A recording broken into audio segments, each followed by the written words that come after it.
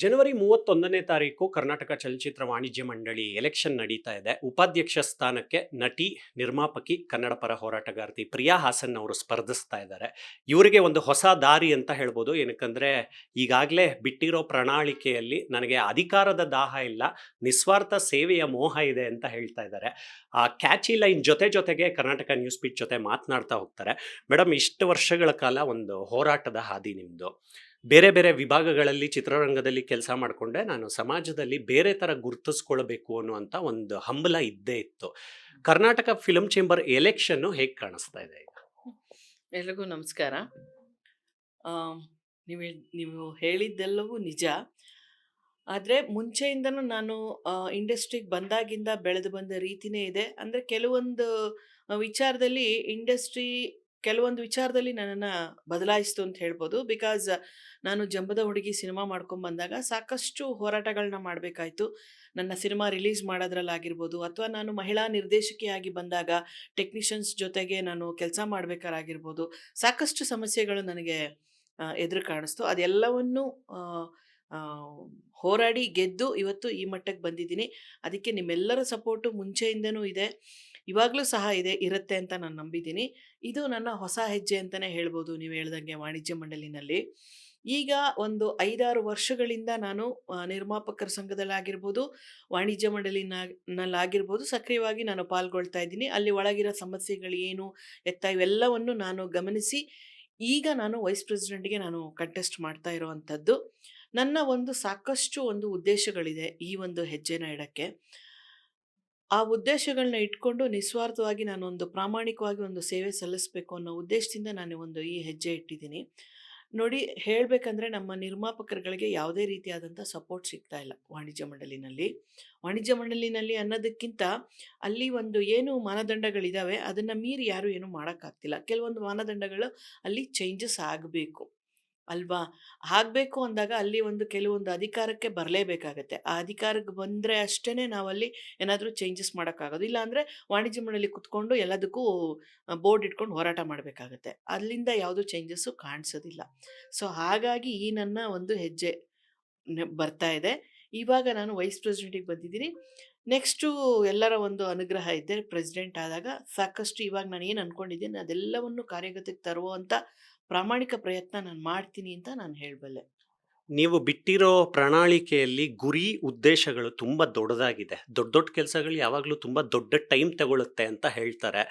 So ಈ ಕೆಲಸಗಳೆಲ್ಲ ಮಾಡೋದಕ್ಕೆ ಎಷ್ಟು ಟೈಮ್ ಬೇಕಾಗ್ಬೋದು? ಟೈಮ್ ಅಂದರೆ ನೋಡಿ, ನಾವು ಯಾವುದೇ ಕೆಲಸಗಳು ಕಷ್ಟ ಅಲ್ಲ. ಇಷ್ಟಪಟ್ಟು ಮಾಡೋವಂಥ ಕೆಲಸಗಳು ಯಾವತ್ತೂ ಕಷ್ಟಕರವಾಗಿರಲ್ಲ. ಇಷ್ಟಪಟ್ಟು ಅದಕ್ಕೆ ಅಂತ ನಾವು ಕೆಲಸ ಮಾಡಿದ್ರೆ ಏನು ಜಾಸ್ತಿ ಸಮಯ ಹಿಡಿಯುವಂಥದ್ದಲ್ಲ. ಆದರೆ ಇಲ್ಲಿ ಮುಖ್ಯವಾದ್ದು ಏನು ಹೇಳಬೇಕಂದ್ರೆ, ಇಲ್ಲಿ ನಾವು ಒಬ್ಬರೇ ಡಿಸಿಷನ್ ತಗೊಳ್ಳೋ ಹಾಗಿಲ್ಲ. ಈಗ ನನ್ನ ಕಂಪನಿನಲ್ಲಿ ನಾನು ಏನೋ ಬಿಸ್ನೆಸ್ ಅಂದರೆ ನನ್ನ ಓನ್ ಡಿಸಿಷನ್ ಅಂದಾಗ ನನ್ನ ಡಿಸಿಷನ್ ನಾನು ತಗೋಬೋದು. ವಾಣಿಜ್ಯ ಮಂಡಳಿ ಅನ್ನೋದು ಸಂಸ್ಥೆ. ಇಲ್ಲಿ ಎಲ್ಲರ ಸಪೋರ್ಟು, ಎಲ್ಲರೂ ಕೈ ಜೋಡಿಸಿದಾಗ ಮಾತ್ರನೇ ನಾನು ಡಿಸಿಷನ್ ತಗೊಳಕ್ಕಾಗೋದು. ಸೊ ಹಾಗಾಗಿ ಇವಾಗ ನೋಡಿ, ನಾನು ಪದಾಧಿಕಾರಿಗಳಲ್ಲಿ ಏನೋ ಈ ಉದ್ದೇಶ ಇದೆ, ಇದನ್ನು ಮಾಡೋಣ ಅಂತ ನಾನು ಹೇಳಿದಾಗ ಅದು ಅವ್ರಿಗೂ ಸರಿ ಅನಿಸಿ, ಹೌದು ಇದಕ್ಕೆ ನಾವು ನಮ್ಮ ಚಿತ್ರರಂಗ ಬೆಳೆಯುತ್ತೆ, ಇದನ್ನು ಎಕ್ಸಿಕ್ಯೂಟ್ ಮಾಡಬೇಕು ಅನ್ನೋ ಮನಸ್ಥಿತಿಗೆ ಬಂದಾಗ ಅದು ಇ.ಸಿ ಮುಂದೆ ಹೋಗುತ್ತೆ. ಇ.ಸಿನಲ್ಲಿ ಎಲ್ಲರೂ ಸಪೋರ್ಟ್ ಮಾಡಿದಾಗ ನಾವು ಆ ವಿಚಾರವಾಗಿ ಕಾರ್ಯಗತಕ್ಕೆ ತಗೊಂಡು ಆ ಕೆಲಸಗಳನ್ನ ಮಾಡ್ಬೋದು. ಹಾಗಾಗಿ ಅದೆಲ್ಲರೂ ಕೈ ಜೋಡಿಸಿದ್ರೆ ಮಾತ್ರನೇ ಸಾಧ್ಯ ಆಗತ್ತೆ. ನೀವೆಲ್ಲರೂ ಕೈ ಜೋಡಿಸಿದ್ರೆ ನಾನು ಮಾಡೋಕ್ಕೆ ಆಗತ್ತೆ, ಬಿಟ್ಟರೆ ನಾನು ಒಬ್ಬಳೇ ಅಂತೂ ಖಂಡಿತ ಮಾಡೋಕ್ಕಾಗೋದಿಲ್ಲ. ಜಂಬದ ಹುಡುಗಿ ಸಿನಿಮಾ ರಿಲೀಸ್ ಆಗಿ ಹತ್ರ 20 ವರ್ಷ ಆಗುತ್ತೆ. ನೀವೊಂದು 25 ವರ್ಷಗಳಿಂದ 22 ವರ್ಷ ಚಿತ್ರರಂಗದ ಒಳಹರಿವುಗಳನ್ನ ನೋಡ್ತಾನೆ ಬರ್ತಾ ಇರ್ತೀರಾ. ನೀವು ಸಿನಿಮಾ ಮಾಡದೇ ಇದ್ರೂ ಕೂಡ ಅಬ್ಸರ್ವ್ ಮಾಡ್ತಾ ಇರ್ತೀರಾ, ಸಿನಿಮಾ ಇಂಡಸ್ಟ್ರಿಯಲ್ಲಿ ಏನೆಲ್ಲ ಆಗ್ತಾ ಇದೆ ಅಂತ. ಹೇಗೆ ಚಿತ್ರರಂಗ ಬದಲಾಗಿದೆ ಒಬ್ಬ ಸಿನಿಮಾ ಕರ್ಮಿಯಾಗಿ ಹೇಳೋದಾದ್ರೆ? ಚಿತ್ರರಂಗ ಬದಲಾಗಿದೆ ಅನ್ನೋದಕ್ಕಿಂತ ಟೆಕ್ನಿಕಲಿ ತುಂಬ ಬದಲಾಗಿದೆ. ನಾನು ಸಿನಿಮಾ ಮಾಡಿದಾಗ ನಾವು ಜಂಬದ ಹುಡುಗಿ, ಬಿಂದಾಸ್ ಹುಡುಗಿ ನಾವು ನೆಗೆಟಿವಲ್ಲಿ ಶೂಟ್ ಮಾಡಿದ್ವಿ. ಇವಾಗ ಏನಂದರೆ ಎಲ್ಲ ಡಿಜಿಟಲೈಸ್ಡ್ ಆಗಿದೆ. ಬಿಟ್ಟರೆ ನಿರ್ಮಾಪಕರುಗಳಿಗೆ ಯಾವುದೇ ಸಪೋರ್ಟ್ ಆಗಲಿ, ಸಹಾಯ ಆಗಲಿ ಸಿಗ್ತಾ ಇಲ್ಲ. ಅವಾಗೇನಿದೆ ಇವಾಗಲೂ ಅದೇ ಇದೆ. ಅವಾಗೇನು 10 ಲಕ್ಷ 15 ಲಕ್ಷ ಸಬ್ಸಿಡಿ, ಇವಾಗಲೂ ಅದೇ ಇದೆ. ಈ ವಿಚಾರಗಳಲ್ಲಿ ಯಾವುದೇ ಚೇಂಜಸ್ ಆಗಿಲ್ಲ. ಆಮೇಲೆ ಯಾವುದಾದ್ರೂ ಸಿನಿಮಾ ಮಾಡಬೇಕಂದ್ರೆ ಒಬ್ಬ ನಿರ್ಮಾಪಕ ಮಾಡ್ದ ಅಂದರೆ ಅದರಲ್ಲಿ ಎಲ್ಲ ಟೆಕ್ನಿಷಿಯನ್ಸ್ಗೆ ಕರೆಕ್ಟಾಗಿ ಹಣ ಹೋಗುತ್ತೆ. ಅದಕ್ಕೆ ಕೆಲವೊಂದು ಮಾನದಂಡಗಳಿದೆ. ಒಕ್ಕೂಟ ಆಗಲಿ, ಕಲಾವಿದರ ಸಂಘ ಆಗಲಿ, ನಿರ್ದೇಶಕರ ಸಂಘಗಳಾಗಲಿ ಎಲ್ಲ ಇದೆ. ಏನಾದರೂ ಪ್ರಾಬ್ಲಮ್ ಆದರೆ ಸಿನಿಮಾ ಸ್ಟಾಪ್ ಮಾಡಿಬಿಡ್ತಾರೆ. ನಿರ್ಮಾಪಕಂಗೆ ತೊಂದರೆ ಆಗುತ್ತೆ. ಅದೇ ಒಬ್ಬ ನಿರ್ಮಾಪಕ ರಿಲೀಸ್ ಆದಮೇಲೆ ಅವನಿಗೆ ಲಾಸ್ ಆಯಿತು ಅಂದರೆ ಯಾರು ಅದಕ್ಕೆ ಉತ್ತರ ಕೊಡ್ತಾರೆ? ಯಾರು ನಿರ್ಮಾಪಕನಿಗೆ ಸಪೋರ್ಟ್ ಮಾಡ್ತಾರೆ? ಆ ಒಂದು ವಿಚಾರದಲ್ಲಿ ನಿರ್ಮಾಪಕಂಗೆ ಎಲ್ಲೋ ಒಂದು ಕಡೆ ಒಂದು ಸಹಾಯ ಸಿಗಬೇಕು. ಮತ್ತು ಓನ್ಲಿ ನಿರ್ಮಾಪಕರಿಗಲ್ಲ, ಇವರು ನಮ್ಮ ಒಂದು ಪ್ರದರ್ಶಕರಿಗಾಗಲಿ, ಡಿಸ್ಟ್ರಿಬ್ಯೂಟರ್ಸ್ ಆಗಲಿ, ಎಕ್ಸಿಬ್ಯೂಟರ್ಸ್ ಆಗಲಿ, ಇವ್ರುಗಳಿಗೂ ಸಹ. ಯಾಕಂದರೆ ಇದು 3 ವಲಯಗಳು ಸೇರಿ ಆಗಿರೋವಂಥದ್ದು. ಆ 3 ವಲಯಕ್ಕೂ ಸಪೋರ್ಟ್ ಆಗೋ ರೀತಿನಲ್ಲಿ ನಾವು ಯಾವಾಗಲೂ ಯೋಚನೆ ಮಾಡಿ ಡಿಸಿಷನ್ಸ್‌ಗಳನ್ನ ತಗೋಬೇಕು. ಹಾಗಾಗಿ ಇಲ್ಲಿ ಎಲ್ಲರ ಮನಸ್ಥಿತಿ ಹಾಗೇ ಇರಬೇಕು. ಒಬ್ಬರು ವಿಚಾರವಾಗಿ ನಾವು ಹೋರಾಟ ಮಾಡೋಕ್ಕಾಗಲ್ಲ. ಆ 3 ವಲಯಗಳು ಕುತ್ಕೊಂಡು ಚರ್ಚೆ ಮಾಡಿ ಡಿಸಿಷನ್ ತಗೊಂಡಾಗಷ್ಟೇ ಚಿತ್ರರಂಗ ಬೆಳೆಯಕ್ಕೆ ಸಾಧ್ಯ. ಒಂದು ವಿಷಯ ರೀಕಾಲ್ ಮಾಡ್ಕೊಳಕ್ಕೆ ಇಷ್ಟಪಡ್ತೀನಿ ಈ ಸಂದರ್ಭದಲ್ಲಿ. ಶಿವಣ್ಣ ಅವರು ಆಪರೇಷನ್‌ಗೆ ಅಮೆರಿಕಕ್ಕೆ ಹೋಗಿ ಮತ್ತೆ ವಾಪಸ್ ಬಂದಿರ್ತಾರೆ. ಅವ್ರ ಮನೆಗೆ ಎಲ್ಲ ಫಿಲ್ಮ್ ಚೇಂಬರ್ ಪದಾಧಿಕಾರಿಗಳು, ನಿರ್ಮಾಪಕರು, ಡಿಸ್ಟ್ರಿಬ್ಯೂಟರ್‌ಗಳು, ಎಲ್ಲ ಕಲಾವಿದರು ಹೋಗಿರ್ತೀರ ಯೋಗಕ್ಷೇಮ ವಿಚಾರಿಸ್ಕೊಳ್ಳೋಕ್ಕೆ ಅಂತ. ಒಂದು ಪಾಯಿಂಟ್ ಆಫ್ ಟೈಮಲ್ಲಿ ಪ್ರಿಯಾ ಹಾಸನ್ ಅವರ ಮಾತುಗಳನ್ನ ಕೇಳೋದಕ್ಕೆ ಯಾರಿಗೂ ಟೈಮ್ ಇಲ್ವಾ ಅಂತ ಒಂದು ಬೇಸರವನ್ನ ಕೂಡ ವ್ಯಕ್ತಪಡಿಸಿದ್ರಿ ಆ ಟೈಮಲ್ಲಿ. ಸೊ ಈ ಬೈಫೋರ್ಕೇಷನ್ಸ್‌ಗಳು, ಮೇಲೆ ಕೆಳಗೆ ನೋಡೋದು, ವ್ಯಕ್ತಿಗಳನ್ನ ಸೈಡ್ ಲೈನ್ ಮಾಡೋದು, ಇದನ್ನೆಲ್ಲ ಅನುಭವಿಸಿದ್ದೀರಾ ನೀವು? ಹೌದು, ಹೌದು. ಹೌದು. ಈ ಒಂದು ಸೈಡ್ ಲೈನ್ ಮಾಡೋದು ಯಾವಾಗಲೂ ಅದು ಸಹಜ ಅಲ್ವಾ? ಯಾರು ನೇರವಾಗಿ ಧ್ವನಿ ಎತ್ತುತ್ತಾರೆ, ಯಾರು ನೇರವಾಗಿ ಮಾತಾಡ್ತಾರೆ ಯಾವುದೇ ಫಿಲ್ಟರ್ ಇಲ್ಲದೆ, ಅದು ಎಲ್ಲೋ ಒಂದು ಕಡೆ ಕೆಲವ್ರಿಗೆ ಅದು ಇಷ್ಟ ಆಗೋದಿಲ್ಲ. ಅವಾಗ ಏನು ಮಾಡ್ತಾರೆ, ಅದನ್ನು ಸೈಡ್ ಲೈನ್ ಮಾಡೋದಾಗಲಿ, ಕಾಲೆಳೆಯೋದು ಅಂತಾರೆ. ಸಾಕಷ್ಟು ಅದಕ್ಕೆ ನಾವು ವರ್ಡ್ಸ್ ಹೇಳ್ತೀವಿ.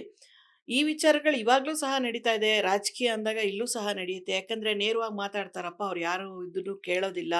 ಅವ್ರಿಗೇನು ಅನ್ಸುತ್ತೆ ಆ ಥರ ನಾವು ಏನಾದರೂ ಒಳ್ಳೇದು ಮಾಡಬೇಕು ಅಂತ ಬಂದಿರ್ತೀವಿ. ಅಲ್ಲಿ ಏನೋ ಒಂದು ಅಡೆತಡೆಗಳಾದಾಗ ಅದನ್ನು ವಿಚಾರನ ನಾವು ನೇರವಾಗಿ ಎಲ್ರ ಮುಂದೆ ಮಾತಾಡ್ಬಿಡ್ತೀವಿ. ಎಲ್ಲೋ ಒಂದು ಕಡೆ ಅದು ಕೆಲವರಿಗೆ ಇಷ್ಟ ಆಗಲ್ಲ. ಆ ವಿಚಾರಕ್ಕೆ ಬಂದಾಗ ಏನಾಗುತ್ತೆ, ಅವ್ರು ಎಲ್ಲೋ ಒಂದು ಕಡೆ ನಮ್ಮನ್ನು ನೀವು ಹೇಳ್ದಂಗೆ ಸೈಡ್‌ಲೈನ್ ಮಾಡೋದಾಗಿರ್ಬೋದು, ಅಥವಾ ನಮ್ಮನ್ನು ಟಾರ್ಗೆಟ್ ಮಾಡೋದಾಗಿರ್ಬೋದು, ಈ ಥರ ಒಂದು ಕೆಲಸಗಳು ನಡೀತಾ ಇದ್ದಾವೆ. ಈವನ್ ಎಲೆಕ್ಷನಲ್ಲೂ ಸಹ ಅದೆಲ್ಲ ನಡೀತಾ ಇದೆ. ಅದನ್ನು ಮೀರಿ ನಾನು ಒಂದು ಪ್ರಯತ್ನ ಮಾಡ್ತಾ ಇದ್ದೀನಿ. ಯಾಕೆ? ಇದು ನನ್ನ ಮನೆ ಕೆಲಸ ಅಲ್ಲ. ಇದು ನಾವು ಒಂದು ಚಿತ್ರರಂಗದಲ್ಲಿ ಇಷ್ಟು ವರ್ಷಗಳಿಂದ ನಾನು ಚಿತ್ರರಂಗದಲ್ಲಿ ಇರೋದಕ್ಕೆ ನನ್ನದೇ ಆದಂಥ ಏನಾದರೂ ಒಂದು ಸೇವೆ ಮಾಡಬೇಕು. ಅದು ನೆಕ್ಸ್ಟ್ ಜನ್ರೇಷನಲ್ಲೂ ಸಹ ಅವ್ರಿಗೆ ಒಂದು ಉಪಯೋಗ ಆಗಬೇಕು. ಆ ರೀತಿನಲ್ಲಿ ಏನಾದ್ರು ಮಾಡಬೇಕನ್ನೋ ಉದ್ದೇಶ ಇಟ್ಕೊಂಡು ಬಂದಿದ್ದೀನಿ ಅಷ್ಟೇ. ಬಿಟ್ಟರೆ ಇದರಿಂದ ನಮ್ಮ ಮನೆಗೆ ತೊಗೊಳೋದಾಗಲಿ, ಇದರಿಂದ ನಮಗೇನು ಆಗುತ್ತೆ ಅನ್ನೋ ಒಂದು ಉದ್ದೇಶದಿಂದ ನಾನು ಬಂದಿಲ್ಲ. ನೀವು ಹೇಳಿದ್ದು ತುಂಬಾ ಕರೆಕ್ಟು. ಇಲ್ಲಿ ಯಾರು ನೇರವಾಗಿರ್ತಾರೆ, ಪ್ರಾಮಾಣಿಕವಾಗಿ ಕೆಲಸ ಮಾಡ್ತಾರೆ, ಅವ್ರನ್ನ ಟಾರ್ಗೆಟ್ ಮಾಡೋದು ಕೆಲವೊಬ್ರದ್ದು ಸಹಜವಾಗಿ ಇದೆ. ಅದನ್ನು ನಮ್ಮ ಜನಗಳು, ನಮ್ಮ ನಿರ್ಮಾಪಕರಾಗಲಿ, ನಮ್ಮ ಒಂದು ವಿತರಕರು, ನಮ್ಮ ಡಿಸ್ಟ್ರಿಬ್ಯೂಟರ್ಸ್‌ಗಳು ಅದನ್ನು ಅರ್ಥ ಮಾಡಿಕೊಂಡು ವೋಟ್ ಮಾಡಬೇಕು. ಅವಾಗಷ್ಟೇ ಏನಾದ್ರು ಚೇಂಜಸ್ ತರೋದಕ್ಕೆ ಸಾಧ್ಯ. ನಿಮ್ಮ ಸರ್ಕಲಲ್ಲಿ ಫಿಲಮ್ ಚೇಂಬರ್ ವಾತಾವರಣದಲ್ಲಿ ಪ್ರಿಯಾ ಹಾಸನ್ ಅವ್ರಿಗೇನಾದ್ರೂ ಮಾತಾಡೋದಕ್ಕೆ ಬಿಟ್ರೆ ಕೆಲವೊಂದು ವಿತೌಟ್ ಫಿಲ್ಟರ್‌ಗಳ ಮಾತುಗಳ ಆಡ್ಬಿಡ್ತಾರೆ ಅನ್ನೋ ಭಯ ಇದೆಯಾ? ಏನೋ ಗೊತ್ತಿಲ್ಲ, ಇರ್ಬೋದೇನೋ. ಗೊತ್ತಿಲ್ಲ ನನಗೆ. ಇರ್ಬೋದು ಅನ್ಸುತ್ತೆ. I don't know exactly, I can't tell that. ಇನ್ನು ಕನ್ನಡ ಚಿತ್ರರಂಗದ ಸಮಸ್ಯೆಗಳ ವಿಚಾರವಾಗಿ ಮಾತಾಡಲೇಬೇಕು. ಒಂದಷ್ಟು 2 ಕ್ಯಾಟಗರಿ ಮಾಡ್ಬೋದು. ಬಗೆಹರಿಸೋ ಸಮಸ್ಯೆಗಳು, ಬಗೆಹರಿಸಲಾಗದ ಸಮಸ್ಯೆಗಳು. ನಾವು ಕೊರೋನಾ ಆದ್ಮೇಲೂ ಸಾಕಷ್ಟು ಪ್ರಾಬ್ಲಮ್‌ಗಳನ್ನ ಫೇಸ್ ಮಾಡ್ತಾ ಇದೀವಿ ಇಂಡಸ್ಟ್ರಿ ಸೈಡಿಂದ ನೋಡೋದಾದ್ರೆ. ಪೈರಸಿಯನ್ನ ಇದುವರೆಗೂ ನಾಶ ಮಾಡೋದಕ್ಕೆ ನಮ್ಮ ಕೈಯಲ್ಲಾಗಿಲ್ಲ. ಒಂದಷ್ಟು ಸಬ್ಸಿಡಿ ರಿಲೇಟೆಡ್ ಸಮಸ್ಯೆಗಳು ಕೂಡ ಇದೆ. ಇದಕ್ಕೆಲ್ಲಕ್ಕೂ ಕೂಡ ಶಾಶ್ವತ ಪರಿಹಾರ ಕಂಡುಕೊಳ್ಳೋ ನಿಟ್ಟಿನಲ್ಲಿ ಯಾರೇ ಅಧ್ಯಕ್ಷರಾದ್ರೂ ಕೂಡ ಪ್ರಯತ್ನ ಪಡ್ಲಿಲ್ಲ ಅನ್ಸುತ್ತಾ ಒಂದು ಪಾಯಿಂಟಲ್ಲಿ? ಆ, ನಾನು ಹೇಳೋದಂದ್ರೆ, ನಾನು ಕಂಡಂಗೆ ವಾಣಿಜ್ಯ ಮಂಡಳಿನಲ್ಲಿ ಈವನ್ ನಾನು ಲಾಸ್ಟ್ ಇಯರ್ ನಾನು ಇಸಿನಲ್ಲಿದ್ದೆ.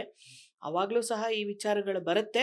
ಎಲ್ಲೋ ಒಂದು ಕಡೆ ಆ ಒಂದು ಕ್ವಶನ್‌ಗಳು ರೈಸ್ ಆಗುತ್ತೆ, ಮತ್ತು ಅದು ಹಂಗೆ ಅಲ್ಲೇ ತಣ್ಣಗಾಗ್ಬಿಡುತ್ತೆ. ಬಿಟ್ಟರೆ ಅದನ್ನು ಒಂದು ಆ, ಏನಂತಾರೆ, ಅದನ್ನು ಫಾಲೋ ಅಪ್ ಮಾಡಲ್ಲ ಅಂತ ಅನ್ಸುತ್ತೆ. ಫಾಲೋ ಅಪ್ ಮಾಡೋದ್ರಲ್ಲಿ ಅದನ್ನು ರಿಸಲ್ಟ್ ಸಿಗೋವರೆಗೂ ನಾವು ಅದ್ರ ಬೆನ್ನಿಂದೆ ಬಿದ್ದರೆ ಮಾತ್ರ ಯಾವುದೇ ಕೆಲಸಗಳಾಗೋದು. ಆ ವಿಚಾರದಲ್ಲಿ ಎಲ್ಲೋ ನಾವು ಹಿಂದೆ ಉಳಿದಿದ್ದೀವ ಅನ್ನೋದು ನಿಜ. ನಾನು ಹೇಳಿದ್ನಲ್ಲ ಆವಾಗಲೇ, ಈ ವಿಚಾರ ನೋಡಿ, ಸಬ್ಸಿಡಿ ವಿಚಾರದಲ್ಲಿ ನಾನು ಆವಾಗಲೇ ಹೇಳಿದೆ, ಜಂಬದ ಹುಡುಗಿಯಿಂದನೂ ಅದೇ ನಡೀತಾ ಇದೆ. ಬಿಟ್ಟರೆ ಆ ಸಬ್ಸಿಡಿಗಳು ಜಾಸ್ತಿ ಆಗಬೇಕು, ಒಬ್ಬ ನಿರ್ಮಾಪಕನಿಗೆ ಸಹಾಯ ಆದಾಗ ಮಾತ್ರನೇ ಸಿನಿಮಾಗಳು ಆಗಕ್ಕೆ ಸಾಧ್ಯ. ಒಬ್ಬ ನಿರ್ಮಾಪಕ ಸಿನಿಮಾ ಶುರು ಮಾಡಿದ್ರೇನೆ ಎಲ್ಲ ಟೆಕ್ನಿಷಿಯನ್ನು, ಆರ್ಟಿಸ್ಟು ಎಲ್ಲರಿಗೂ ಒಂದು ಕೆಲಸ ಸಿಗಕ್ಕೆ ಸಾಧ್ಯ. ಎಲ್ಲರೂ ಆ ಥರ ಕೆಲಸ ಸಿಕ್ಕಿದ್ರೆ ಮಾತ್ರನೇ ಚಿತ್ರರಂಗ ಬೆಳೆಯಕ್ಕೆ ಸಾಧ್ಯ. ಒಬ್ಬ ನಿರ್ಮಾಪಕ ಸಿನಿಮಾ ಮಾಡಲಿಲ್ಲ ಅಂದರೆ ಸಿನಿಮಾನೇ ಶುರುವಾಗಲಿಲ್ಲ ಅಂದರೆ ಎಲ್ಲಿರುತ್ತೆ ಎಲ್ಲರಿಗೂ ಕೆಲಸ? ಖಂಡಿತ ಇರಲ್ಲ. ಸೊ ಹಾಗಾಗಿ ನೋಡಿ, ನೀವು ಹೇಳ್ದಂಗೆ ಸಬ್ಸಿಡಿ ವಿಚಾರದಲ್ಲಾಗಿರ್ಬೋದು, ಪೈರಸಿ ವಿಚಾರದಲ್ಲಿ ಅದು ತುಂಬ ದೊಡ್ಡದಾಗಿ ಬೆಳೆದುಬಿಟ್ಟಿದೆ ಈಗ. ಆಲದ ಮರ ಥರ ಬೆಳೆದುಬಿಟ್ಟಿದೆ. ಅದನ್ನೆಲ್ಲ ಸಣ್ಣದ್ರಲ್ಲೇ ಚೂಟ್ ಹಾಕಿದ್ದಿದ್ರೆ ಇಷ್ಟ್ರ ಮಟ್ಟಿಗೆ ಬೆಳೀತಿರ್ಲಿಲ್ವೇನೋ ಅನ್ನೋದು ಒಂದು ಅನಿಸುತ್ತೆ, ನನ್ನ ಅನಿಸಿಕೆ ಅದು. ಬೇರೆ ರಾಜ್ಯಗಳಿಗೆ ಕಂಪೇರ್ ಮಾಡಿದ್ರೆ ಈ ರಾಜ್ಯದಲ್ಲಿ ಎಲ್ಲೋ ಒಂದು ಕಡೆ ವಾಣಿಜ್ಯ ಮಂಡಳಿಗೆ ಇರೋವಂಥ ರೆಸ್ಪೆಕ್ಟ್ ಕಮ್ಮಿ ಆಗ್ತಾ ಇದೆ ಅಂತ ನನ್ನ ಅನಿಸಿಕೆ. ಅದನ್ನು ನಾವೆಲ್ಲರೂ ಒಂದು ಜೊತೆ ಸೇರಿ ಒಂದು ಒಗ್ಗಟ್ಟಿನಿಂದ ಅದನ್ನು ಬಲಪಡಿಸ್ಬೇಕು. ಏನೇ ಡಿಸಿಷನ್ಸ್ ಇದ್ರೇನು ವಾಣಿಜ್ಯ ಮಂಡಳಿಗೆ ಬರಬೇಕಪ್ಪ, ವಾಣಿಜ್ಯ ಮಂಡಳಿ ಒಂದು ಕರೆ ಹಾಕಿದ್ರೆ ಅದಕ್ಕೊಂದು ರೆಸ್ಪೆಕ್ಟ್ ಇರಬೇಕು. ಆ ರೀತಿಯಾಗಿ ಇನ್ನೂ ಸ್ಟ್ರಾಂಗ್ ಆಗಬೇಕು ಅಂತ ನನ್ನ ಒಂದು ಉದ್ದೇಶ. ಪ್ಲಸ್ ಇವಾಗ ಯಾರೆಲ್ಲ ಒಂದು ಪ್ರಾಬ್ಲಮ್ ಫೇಸ್ ಮಾಡ್ತಾ ಇದ್ದಾರೆ, ನಿರ್ಮಾಪಕರಾಗಲಿ, ಡಿಸ್ಟ್ರಿಬ್ಯೂಟರ್ ಆಗಲಿ, ಎಕ್ಸಿಬಿಟರ್ ಆಗಲಿ, ಅವರಿಗೆಲ್ಲ ಒಂದು ಸರ್ಕಾರದಿಂದ ಏನಾದರೂ ಒಂದು ಸಹಾಯ ಸಿಗೋ ಥರ ಮಾಡಬೇಕು. ಒಂದು ನಿರ್ಮಾಪಕರ ಬಡಾವಣೆ, ಪ್ರದರ್ಶಕರ ಬಡಾವಣೆ ಆಗಿರ್ಬೋದು, ಸಾಕಷ್ಟು ಒಂದಷ್ಟು ಎಕರೆ ಜಾಗ ಕೇಳಿ ಸರ್ಕಾರದಿಂದ ಜಾಗಗಳನ್ನ ತಗೊಂಡು ಅವ್ರಿಗೆ ಒಂದು ವಸತಿ ಕಲ್ಪಿಸೋ ಅಂಥ ಒಂದು ಕೆಲಸವನ್ನು ಮಾಡ್ಬೋದು. ಯಾಕಂದರೆ ಎಲ್ಲ ಇದರಲ್ಲೂ ನೋಡಿ, ಬೇರೆ ಬೇರೆ ಒಂದು ಇದರಲ್ಲಿ ಎಲ್ಲ ಥರದ್ದು ಬಡಾವಣೆಗಳಿರುತ್ತೆ. ಕೆ ಇ ವಿದಾಗಿರ್ಬೋದು, ಈ ಥರ ಸಾಕಷ್ಟು ಇದರಲ್ಲಿ ಎಲ್ಲ ಥರ ಅವಕಾಶಗಳು ಸಿಗುತ್ತೆ. ಆಮೇಲೆ ಬೇರೆ ಎಲ್ಲರೂ ಬೇರೆ ಇಂಡಸ್ಟ್ರಿ ಮಾಡಿದವರಿಗೆಲ್ಲ ಎಲ್ಲ ಕಡೆ ಲೋನ್ಗಳು ಸಿಗುತ್ತೆ ಬಿಸ್ನೆಸ್ಗೆ. ಆದರೆ ಇದು ಒಂದು ಉದ್ಯಮ. ಈ ಉದ್ಯಮಕ್ಕೆ ಯಾವುದೇ ಕಡೆ ನಿಮಗೆ ಲೋನ್ ಸಿಗಲ್ಲ. ಎಲ್ಲ ನೆಗೆಟಿವ್ ಇದೇ ಬರುತ್ತೆ. ಲೋನ್ಸ್ಗಳು ಕೊಡಲ್ಲ. ಆವಾಗ ನಿರ್ಮಾಪಕ ಆಗಲಿ, ನಮ್ಮ ಡಿಸ್ಟ್ರಿಬ್ಯೂಟರ್, ಎಕ್ಸಿಬಿಟರ್ ಯಾರ ಹತ್ರ ಕೈ ಚಾಚ್ತಾರೆ? ಯಾರು ಸಹಾಯ ಮಾಡ್ತಾರೆ? ಒಬ್ಬ ನಿರ್ಮಾಪಕ ಸಿನಿಮಾ ಮಾಡಿ ಕೈ ಹಿಡಿದ್ರೆ ಮಾತ್ರ ಅವ್ನು ಸರ್ವೈವ್ ಆಗಕ್ಕೆ ಸಾಧ್ಯ. ಅವ್ನು ಲಾಸ್ ಮಾಡ್ಕೊಂಬಿಟ್ಟೇನೂ ಇಲ್ಲ ಅವನ ಹತ್ರ ಅಂದರೆ ಅದು ಸರ್ವೈವ್ ಆಗಕ್ಕೆ ಸಾಧ್ಯನೇ ಇಲ್ಲ. ಆ ರೀತಿನಲ್ಲಿ ವಾಣಿಜ್ಯ ಮಂಡಳಿನಲ್ಲಿ ಏನಾದರೂ ಒಂದು ಸಹಾಯ ಹಸ್ತ ಸಿಗಬೇಕು ಅನ್ನೋದು ನನ್ನ ಉದ್ದೇಶ. ಸುಮಾರು ದಿನಗಳಿಂದ ಪ್ರೊಡ್ಯೂಸರ್ಸ್ ವಿಂಗಿಂದ ಒಂದು ಕಾಮನ್ ಆರೋಪ ಇದ್ದೇ ಇದೆ ಫಿಲಂ ಚೇಂಬರ್ ಬಗ್ಗೆ. ಯಾವುದೋ ಒಂದು ಕಂಪ್ಲೇಂಟು ರಿಜಿಸ್ಟರ್ ಆದಾಗ ಈಗ ಆಕ್ಟಿವ್ ಪ್ರೊಡ್ಯೂಸರ್ಗಳ ಸಮಸ್ಯೆ ಚಲನಚಿತ್ರ ವಾಣಿಜ್ಯ ಮಂಡಳಿಗೆ ಕರೆಕ್ಟಾಗಿ ಕನ್ವೆ ಆಗ್ತಾ ಇಲ್ಲ ಅಂತ ನೀವೇನಾದರೂ ಕಾಮೆಂಟ್ ಮಾಡ್ತೀರಾ ಅದ್ರ ಬಗ್ಗೆ?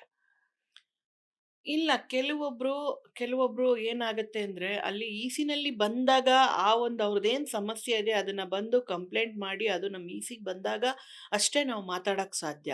ಅದು ಕಂಪ್ಲೇಂಟ್ ಬಂದಿಲ್ಲ, ಎಲ್ಲೋ ಯಾರೋ ಒಬ್ಬ ನಿರ್ಮಾಪಕಂಗೆ ತೊಂದರೆ ಆಗಿದೆ ಅಂದರೆ ನಮಗೇನು ಗೊತ್ತಾಗಿರಲ್ಲ. ಅವ್ನು ನಮ್ಮಲ್ಲಿಗೆ ಬರಬೇಕು, ಬಂದು ಅವ್ನ ಸಮಸ್ಯೆಗಳನ್ನ ಹೇಳ್ಕೊಂಡಾಗ ಅಷ್ಟೇ ನಾವೇನಾದರೂ ಅವ್ನಿಗೆ ಸಪೋರ್ಟ್ ಮಾಡ್ಲಿಕ್ಕೆ ಸಾಧ್ಯ. ಬಟ್ ಬಂದವ್ರಿಗೆ ಯಾರಿಗೂ ನಾವು ಏನು ಸಪೋರ್ಟ್ ಮಾಡ್ದಿರಾ ಹಾಗೆ ಕಳಿಸಿರೋದಾಗಲಿ ಅದು ನನ್ನ ಗಮನಕ್ಕೆ ಯಾವುದೂ ಬಂದಿಲ್ಲ. ಕೊನೆಯದಾಗಿ ಈಗ ಜೈಮಲಾ ಅವರು ಭಾಮಾ ಹರೀಶ್ ಅವರ ಮಧ್ಯೆ ಟಫ್ ಫೈಟ್ ಇದೆ. ನೀವು ಉಪಾಧ್ಯಕ್ಷ ಸ್ಥಾನಕ್ಕೆ ಸ್ಪರ್ಧೆ ಮಾಡ್ತಾ ಇದ್ದೀರಾ. ಏನಾಗ್ಬೋದು? ರಿಸಲ್ಟ್ ಬಗ್ಗೆ ಏನಾದರೂ ಹೇಳ್ತೀರಾ? ಖಂಡಿತ ಇದನ್ನ ಹೇಳಕ್ ಸಾಧ್ಯ ಇಲ್ಲ. ಬಿಕಾಸ್ ಇಬ್ರು ಮುಂಚೆ ಪ್ರೆಸಿಡೆಂಟ್ ಆಗಿದ್ದವರೇನೆ ಚಿತ್ರರಂಗದಲ್ಲಿ. ಇಬ್ರಿಗೂ ಚಿತ್ರರಂಗದ ಬಗ್ಗೆ ಗೊತ್ತಿರೋ ಅಂಥವ್ರು. ಸೊ ಹಾಗಾಗಿ ಒಳ್ಳೆ ಟಫ್ ಫೈಟ್ ಇದೆ. ನನ್ನ ಅನಿಸಿಕೆ ಇಷ್ಟೇ, ಪ್ರಾಮಾಣಿಕವಾಗಿ ಯಾರೇ ಬರಲಿ ಅಧ್ಯಕ್ಷರು ನಾವು ಸ್ವೀಕರಿಸ್ತೀವಿ. ಆದರೆ ಪ್ರಾಮಾಣಿಕವಾಗಿ ಅಲ್ಲಿ ಕೆಲಸಗಳಾಗಬೇಕು. ಇವಾಗ ನಾವೆಲ್ಲ ನಾವು ಮಾತಾಡಿರೋದು ಎಲ್ಲೋ ಒಂದು 25% ಸಮಸ್ಯೆಗಳ ಬಗ್ಗೆ ಬಿಟ್ಟರೆ ಅಲ್ಲಿ ಒಳಗಡೆ ಇನ್ನೂ ಸಾಕಷ್ಟು ಸಮಸ್ಯೆಗಳಿದ್ದಾವೆ. ಎಷ್ಟು ಕಾರ್ಯಕ್ರಮಗಳು ಮಾಡಬೇಕು, ಬೇಕಾದಷ್ಟಿದೆ. ಎಲ್ಲದರ ಬಗ್ಗೆ ಗಮನ ಹರಿಸಿ, ಯಾಕಂದರೆ ನಮಗೆ ಸಿಗೋದು 1 ವರ್ಷ ಅಷ್ಟೇ ಪೀರಿಯಡು ಅಧ್ಯಕ್ಷರಿಗೆ. ಆ 1 ವರ್ಷನ ಸರಿಯಾದ ರೀತಿಯಲ್ಲಿ ಉಪಯೋಗಿಸ್ಕೊಂಡು ಸಾಕಷ್ಟು ಜನಕ್ಕೆ ಉಪಯೋಗ ಆಗೋ ಅಂಥ ಕೆಲಸಗಳ ಮಾಡಲಿ ಅನ್ನೋದು ನನ್ನ ಇಂಟೆನ್ಷನ್ ಅಷ್ಟೆ. ಓಕೆ ಮೇಡಮ್, ಒಳ್ಳೇದಾಗಲಿ. ಸ್ಪರ್ಧೆ ನಿಮಗೆ ಯಾವಾಗಲೂ ಆರೋಗ್ಯಕರವಾಗೇ ಇರಲಿ. ನೀವು ಈಗಾಗಲೇ ಕೊಟ್ಟಿರೋವಂಥ ಉದ್ದೇಶಗಳೇನಾದರೂ ಕಾರ್ಯರೂಪಕ್ಕೆ ಬಂದರೆ ಅದೊಂದು ಮ್ಯಾಜಿಕ್ ಆಗುತ್ತೆ ಅಂತ ಅನ್ನಿಸ್ತಾ ಇದೆ. Thank you so much for your time. ಖಂಡಿತ. ನಾನು ಹೇಳೋದಿಷ್ಟೇ, ಒಂದು ಒಳ್ಳೆ ಉದ್ದೇಶಗಳನ್ನ ಇಟ್ಕೊಂಡು ನಾನು ಈ ಒಂದು ಹೆಜ್ಜೆನ ಇಟ್ಟಿದ್ದೀನಿ. ಅದಕ್ಕೆ ನಿಮ್ಮೆಲ್ಲರ ಸಪೋರ್ಟು ತುಂಬ ಮುಖ್ಯ ಆಗತ್ತೆ. ಸೊ ಹಾಗಾಗಿ ನಮ್ಮ ನಿರ್ಮಾಪಕರುಗಳಿಗೆ, ಪ್ರದರ್ಶಕರಿಗೆ, ವಿತರಕರಿಗೆ ನಾನು ಕೇಳ್ಕೊಳ್ಳೋದಿಷ್ಟೇ, ನೀವೆಲ್ಲರೂ ಕೈ ಜೋಡಿಸಿ ಸಪೋರ್ಟ್ ಮಾಡಿ. ಆಗಷ್ಟೇ ನಮ್ಮ ಉದ್ದೇಶಗಳನ್ನ ಏನಿದೆ, ನಮ್ಮ ಪ್ರಾಬ್ಲಮ್ಸ್ ಏನಿದೆ ಅಲ್ಲಿ ಕೂತು ಡಿಸೈಡ್ ಮಾಡಿ ನಾವು ಡಿಸಿಷನ್ಸ್ ತೊಗೊಂಡು ಒಬ್ರಿಗೆ ಸಹಾಯ ಆಗೋ ರೀತಿಯಲ್ಲಿ ನಾವು ಕೆಲಸ ಮಾಡ್ಬೋದು. ನೀವೆಲ್ಲರೂ ಸಪೋರ್ಟ್ ಮಾಡಿ. ನನ್ನ ಕ್ರಮ ಸಂಖ್ಯೆ 4, ನಿರ್ಮಾಪಕರ ವಲಯದಿಂದ ಉಪಾಧ್ಯಕ್ಷ ಸ್ಥಾನಕ್ಕೆ ನಿಂತಿದ್ದೀನಿ. Thank you. ನಮಸ್ಕಾರ. ಇವಿಷ್ಟು ಉಪಾಧ್ಯಕ್ಷ ಸ್ಥಾನದ ಆಕಾಂಕ್ಷಿ ಪ್ರಿಯಾ ಹಾಸನ್ ಅವರ ಮಾತುಗಳು. ಕ್ಯಾಮ್ರಾ ಪರ್ಸನ್ ಪವನ್ ಜೊತೆ ಮಾವಳ್ಳಿ ಕಾರ್ತಿಕ್, ಕರ್ನಾಟಕ ನ್ಯೂಸ್ ಬಿಟ್.